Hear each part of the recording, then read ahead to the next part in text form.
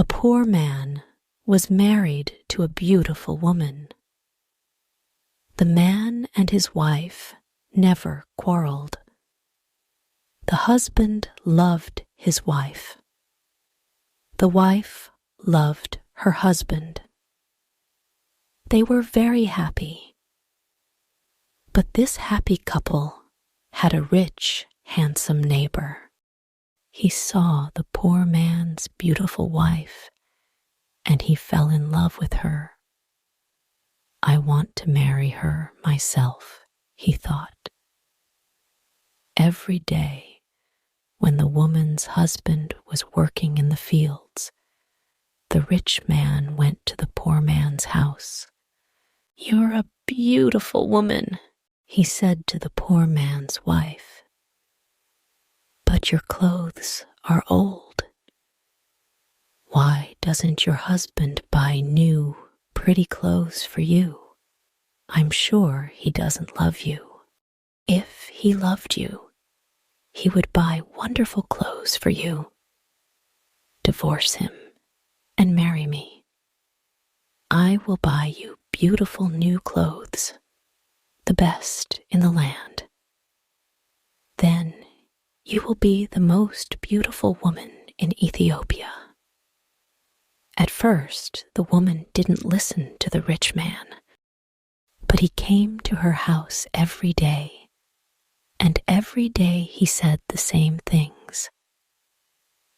At last, she began to think, "Perhaps my neighbor is right.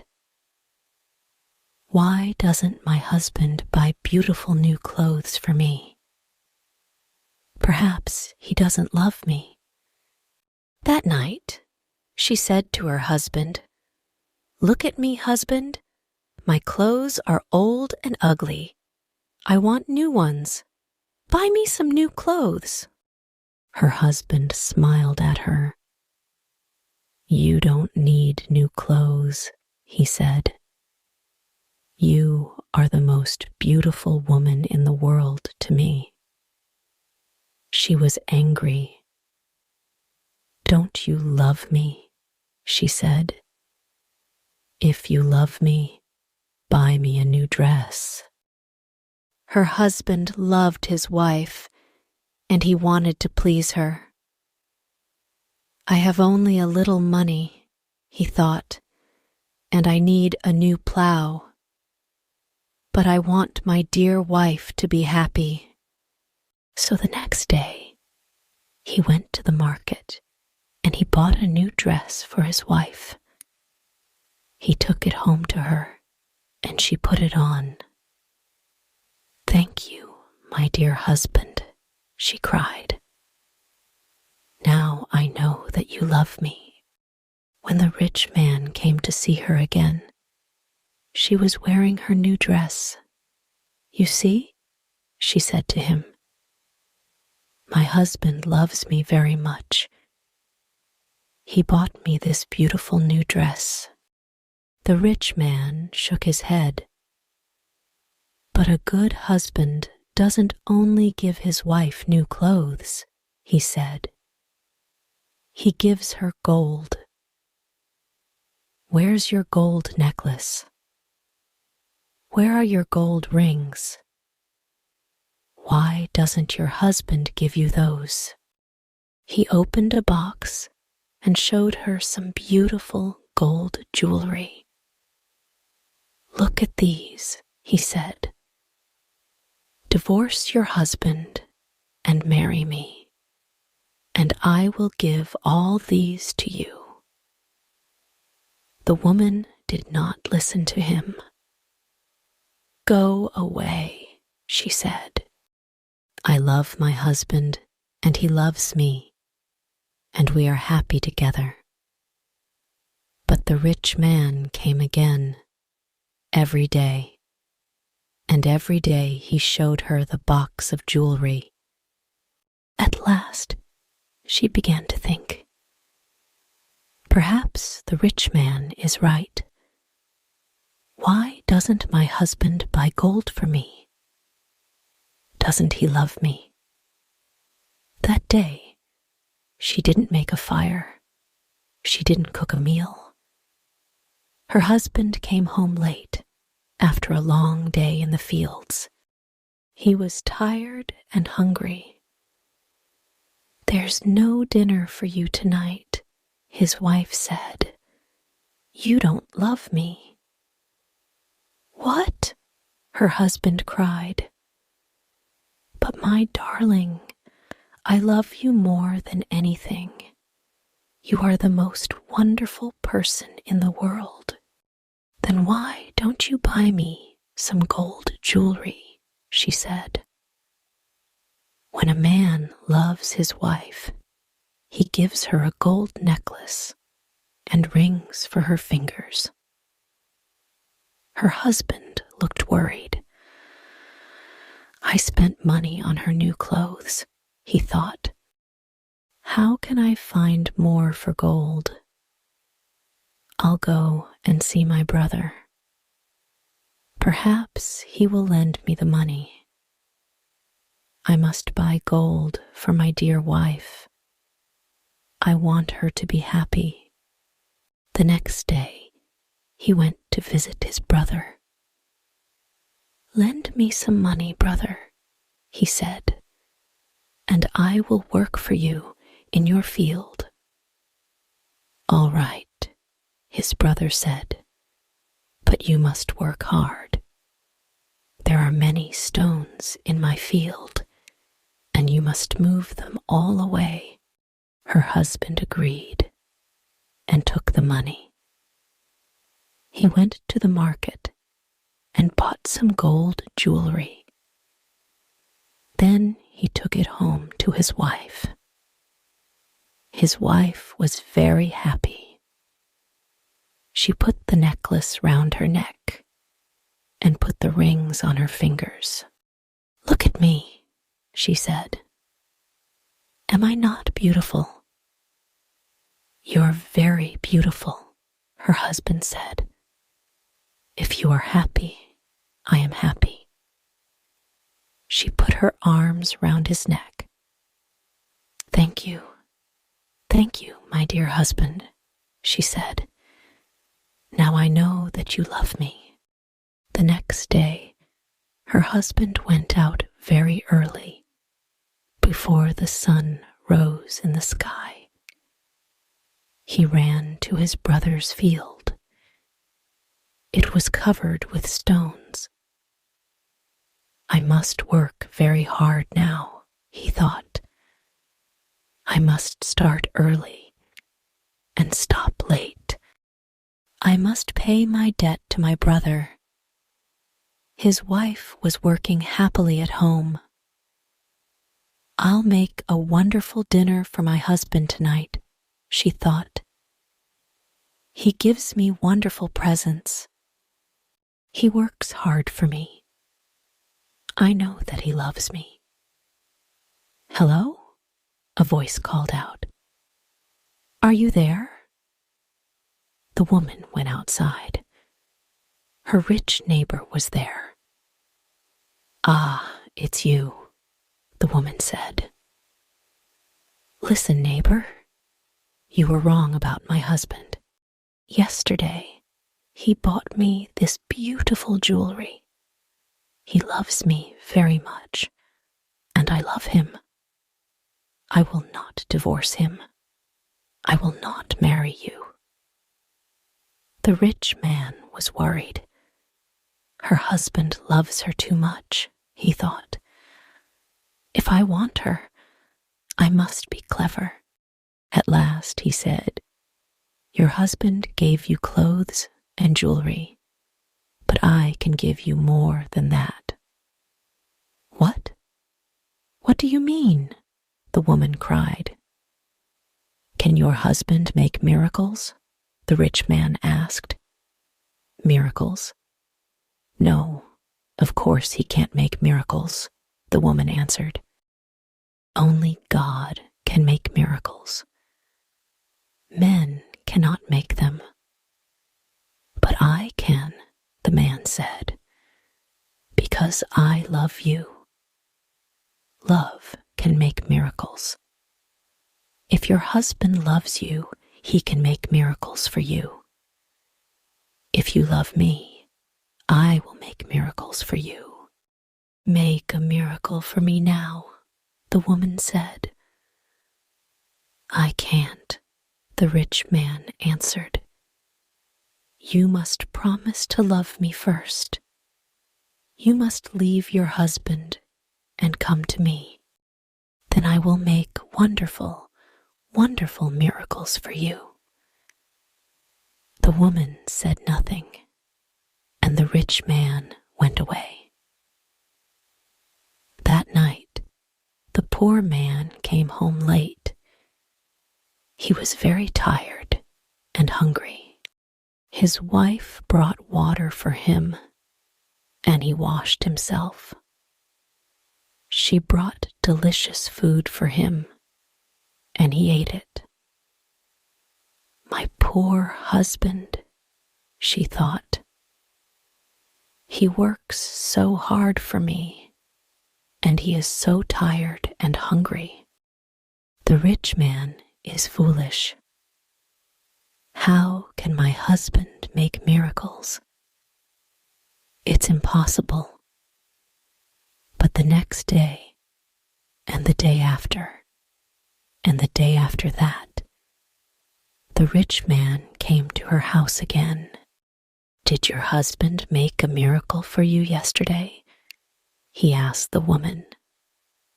Leave him and love me, and I will make many, many miracles for you every day. At last, the women began to listen to him. One day, when her husband came home, she was sad. Wife, dear wife, what is wrong with you? Cried her husband. Are you sick? No, she said. I'm sad because you do not love me. What? Cried her husband. But you know that I love you. I bought you new clothes. I bought you gold jewelry. You're the most precious thing in the world to me. But you don't make miracles for me, his wife said. Her poor husband was very surprised. Miracles? Of course I can't make miracles, he said. Why do you want a miracle? Who gave you the idea? Our neighbor came to see me today, the woman said. Love makes miracles, he said. If a man loves a woman, he will make miracles for her. Her husband was very worried. That wicked man wants to take my wife, he thought. All this trouble comes from him. When he first came here, she wanted new clothes. Then she wanted gold jewelry. And now she wants a miracle. What can I do? If I don't make a miracle, perhaps my wife will leave me and marry him. The next day, he went slowly to work in his brother's field. I must pray, he thought. Only God can help me now. He looked up to heaven. Oh, Lord God, he prayed. Please help me to make a miracle. I love my wife, and I want to keep her. Don't let this rich man take her from me. He worked all morning. He was moving stones from his brother's field. In the middle of the day, he sat down under a tree to rest. A man was sitting there already. Who are you? The poor man asked. I am a wizard, answered the man, and I have a gift for you. Look, here are 2 sticks. They make miracles. Miracles? the poor man said. He was happy now. What kind of miracles? If you touch a person with the first stick, the wizard said, he will become a donkey. The poor man thought of the rich man, and he smiled. A donkey, he said. That's very good. And if I touch him with the second stick, what will happen? He will become a man again, said the wizard. The poor man took the sticks and jumped up. Oh, thank you, my friend, he said. I prayed to God, and he sent you to me. Now I can keep my wife and punish my enemy. He ran home. Wife, he called out, come here. I'm going to make a miracle. His wife came out of the house. A miracle? She said. What miracle? Look, said her husband. He touched her with the first stick. At once she became a donkey. She lifted her head and tried to speak, but she could not. Hee-haw, hee-haw, was all she could say. Her husband touched her with the other stick. At once she became a woman again. Husband, that's wonderful, she said. It's a real miracle. How did you do it? I prayed to God, her husband said, and he helped me. And now, wife, I am going to punish my enemy. Your enemy, said his wife. Who is that? You know my enemy, her husband said. He was looking at her. He wasn't smiling now. It's the rich man, our neighbor. He comes to our house when I am working in the fields. He gives you bad ideas. Ask your husband for new clothes, he says. Ask him for gold jewelry. Ask him for a miracle. Am I right? Did our rich neighbor give you all these ideas? His wife said nothing. And did you listen to him? Her husband went on. His wife did not look at him. She was ashamed. I'm sorry, she said. It's true. He said all those things.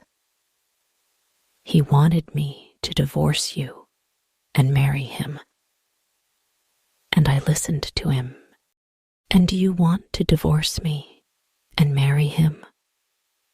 Her husband asked. She looked at him. Her eyes were full of tears. No. Dear husband, I want to stay with you forever, and I will never listen to him again.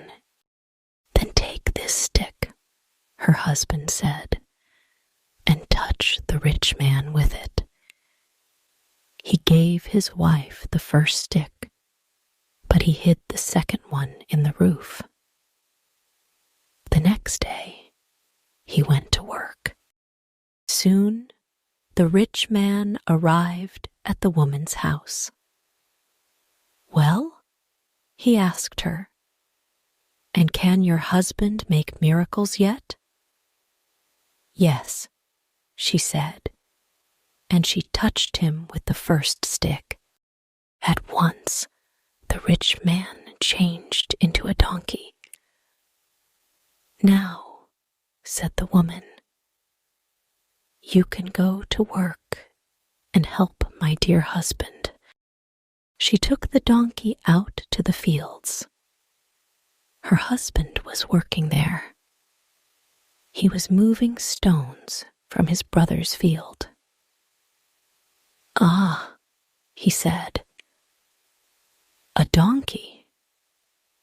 Now I can finish the job quickly." From that day, the poor man gave the donkey many heavy loads to carry. The donkey carried stones away from the fields. It took sacks of teff to the market, and it brought flour and coffee home again. For many years, the donkey worked for the poor man. The poor man was not so poor now. The donkey was helping him. He was becoming richer. One day, the poor man looked at the donkey. It was tired and old. It stood still. Its head was bent down. The poor man was sorry for it. He went into his house and brought out the second stick. Then he touched the donkey with it. At once, the rich man stood there. But he was not a handsome young man now. He was old. His back was bent. He was very, very tired. "You tried to take my wife away from me," the poor man said. "That was wrong. Go home now. Don't look at other men's wives again." The rich man went away, and he never came back again. But the poor man and his wife lived happily together for many more years.